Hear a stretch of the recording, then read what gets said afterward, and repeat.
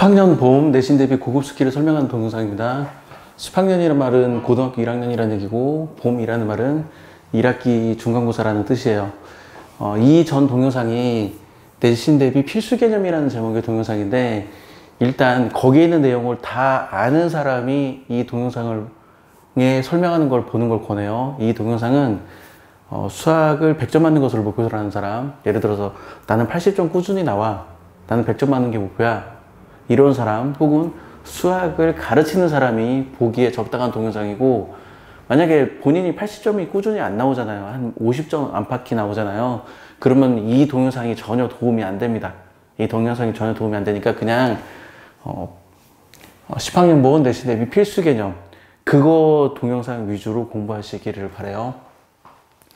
제 유튜브 채널에 보면 이런 동영상들이 쭉 다 있어요. 자, 제가 그 재생 목록에 만들어 가지고 그 재생 목록 안에 이 동영상들을 다 넣어 놓을게요. 그러면 됩니다. 그걸 보시면 됩니다. 자, 나머지 정리 고급 스킬 3개 있는데, 나머지 정리를 이용해서 문제를 암산으로 푸는, 나머지 정리 문제 중에 특정한 형태를 암산으로 푸는 방법을 설명해주는 동영상이에요. 그리고 근과 개수의 관계도 마찬가지로 근과 개수의 관계를 이용하는 문제 중에 좀 어려운 문제 있죠.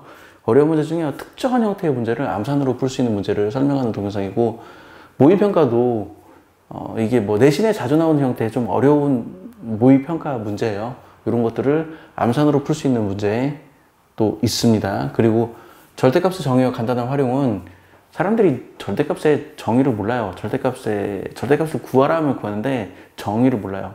그렇기 때문에 절대값에 관련된 아주 간단한 문제를 잘 못 풀어요. 그것에 대한 예시가 있는 동영상이 있고, 그리고 XY가 있는 2차식의 인수분해는 뭐 대충 이런 식입니다. X제곱 더하기 2XY 더하기 Y제곱 더하기 뭐 3X 더하기 Y 더하기 3, 이런 거. 제가 그냥 아무렇게나 막 적어서 이게 인수분해가 되는지 안 되는지는 모르겠지만, 대략 이런 형태의 식을, 인수분해를 빨리 할 수 있는 방법을 설명해 주는 동영상이고, 상반식의 인수분해는 이런 거죠.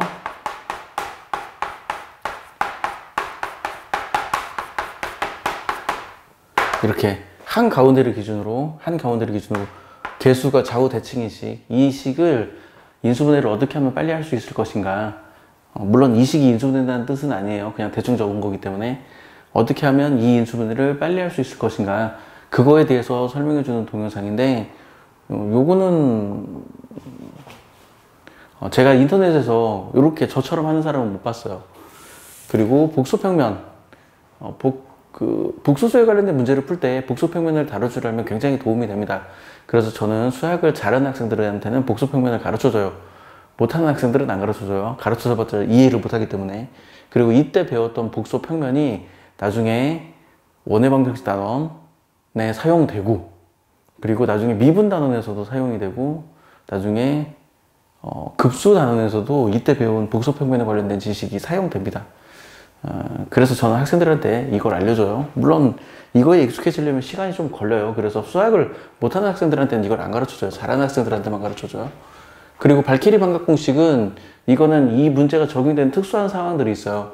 그 특수한 상황의 문제를 빨리 푸는 방법을 소개해주는 동영상입니다.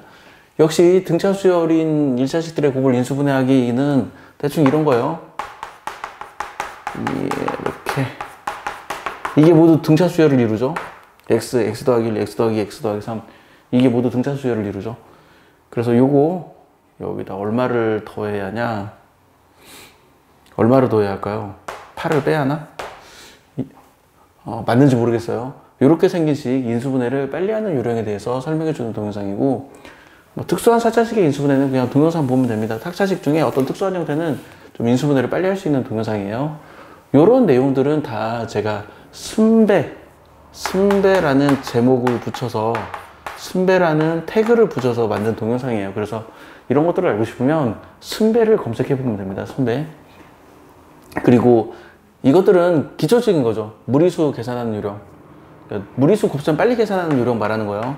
2 더하기 루트 2, 뭐 3 빼기 2 루트 2, 이런 거 계산을 빨리 하는 요령을 말하는 겁니다. 이거 계산을 빨리 못하니까 학생들이 문제를 빨리 못 풀어요. 허수도 마찬가지죠.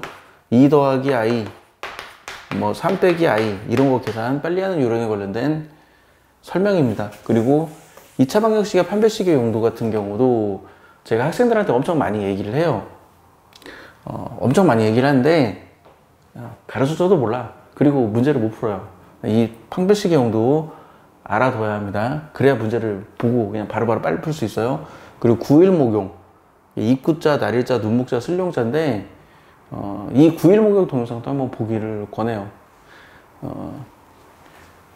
저는 학생들한테 어려운 문제 풀지 말라고 합니다. 쉬운 문제를 풀으라고 그래요. 어려운 문제는 절대 풀지 마라. 쉬운 문제 풀어라. 어려운 문제는 언제 푸냐면 네가 한 50점? 50점이 아니라 한 75점 정도를 꾸준히 나오면 그때는 어려운 문제를 풀어라. 하지만 75점 나오기 전까지는 내신 문제든 수능 문제든 75점이 꾸준히 나오기 전까지는 어려운 문제 풀지 말고 쉬운 문제만 풀어라. 그렇게 얘기를 해요. 왜 그렇게 이야기를 하냐면 이게 너무 당연한 이야기예요. 학생들이 나머지 정리를 적어라 하면 못 적어. 근데 나머지 정리를 이용하는 어려운 문제는 풀겠대. 이게 말이 되나요? 2차 방정식의 판별식을 몰라. 야, 2차 방정식의 판별식의 용도 적어봐. 그럼 못 적어. 근데 2차 방정식의 판별식을 이용하는 어려운 문제를 푼다는 게 말이 되나요? 말이 안 되죠. 2차 방정식의 근과 개수의 관계 적고 증명해봐. 3차 방정식의 근과 개수의 관계 적고 증명해봐. 못해. 못하는데 근과 개수의 관계를 이용하는 어려운 문제를 풀다는 게 말이 되나요? 말이 안 되잖아요. 그래서 저는 학생들한테 어려운 문제를 풀려고 하지 말고 어려운 문제 푸는데 들이는 노력을 이런 가장 기초적인 내용을 정확히 익히는 데 사용하라 라고 이야기를 해요. 그렇기 때문에 저는 이 동영상 말고 1학년 봄 내신 대비 필수 개념에 관련된 동영상을 먼저 보고 거기에 소개되어 있는 동영상을 보면서 기초적인 개념은 다 익히기를 원합니다. 그래서 그 기초적인 개념이 다 익혀져 있어. 나는 교과서에 있는 문제 너무 시시해. 이제 교과서 다 할 수 있어. 이 정도 수준이 된다면 75점 정도가 꾸준히 나온다면 그러면 좀 고득점이 욕심이 나잖아요. 욕심 부릴만 하잖아요. 그때 이 동영상을 보면 아, 내가 어떻게 하면 문제를 빨리 풀 수 있겠구나. 그런 것들을 알 수 있고요. 그리고 가끔 학생들이 저한테 이런 질문을 해요. 이런 걸 어떻게 생각해냈어요? 이거 거의 대부분이 제가 스스로 생각해낸 거예요. 누구에게 배운 게 아닙니다. 학생들이 저한테 이거 어떻게 생각해냈어요? 라고 물어봐요. 그럼 제가 뭐라고 얘기를 하냐면 내가 한 문제를 깊이 생각한 결과다 라고 얘기해요. 나도 여기에 나오는 이런 문제를 처음 보자마자 내가 이렇게 풀어야지 그렇게 생각하지 않았다. 하지만 한 문제를 가지고 이거 문제 푸는 게 엄청 복잡한데 짜증나는데 계산이 들어온데 어떻게 하면 내가 이걸 빨리 풀 수 있을까? 이거를 고민하고 또 고민해서 깊이 고민한 결과물이라고 얘기해요. 그래서 제가 학생들에게 부탁하고 싶은 건 혹은 고등학교 1학년 학생을 두는 학부모님들에게 부탁하고 싶은 거 뭐냐면 많은 문제를 푸는 게 중요한 게 아닙니다. 많은 문제를 푸는 게 중요한 게 아니라 한 문제를 깊이 생각하는 게 훨씬 더 중요해요. 근데 정말 많은 사람들은 많은 문제를 풀어. 근데 많은 문제를 푼다고 해서 수학 실력이 그렇게 향상되지 않아요. 물론 향상은 되죠. 안 하는 것보다는 향상되는데 제가 원하는 건 많은 문제를 푸는 게 아니라 한 문제를 깊이 고민하는 훈련을 하는 것을 저는 권합니다. 그렇게 깊이 고민하고 또 고민해서 어떻게 하면 내가 이 문제를 좀 빨리 풀 수 있을까? 그런 걸 고민한 결과물들이 이거예요. 제가 뭐 누구에게 배운 것도 있지만 거의 대부분은 제가 스스로 생각해낸 것들이에요. 그게 가능했던 이유가 한 문제를 깊이 생각했기 때문이죠. 그래서 이 동영상을 보는 나름 수학을 잘한다고 생각하는 학생들에게 부탁하고 싶은 건 많은 문제를 풀지 말고 한 문제를 깊이 생각해라 라고 말을 하고 싶습니다. 자, 지금까지 발키였어요. 마칠게요.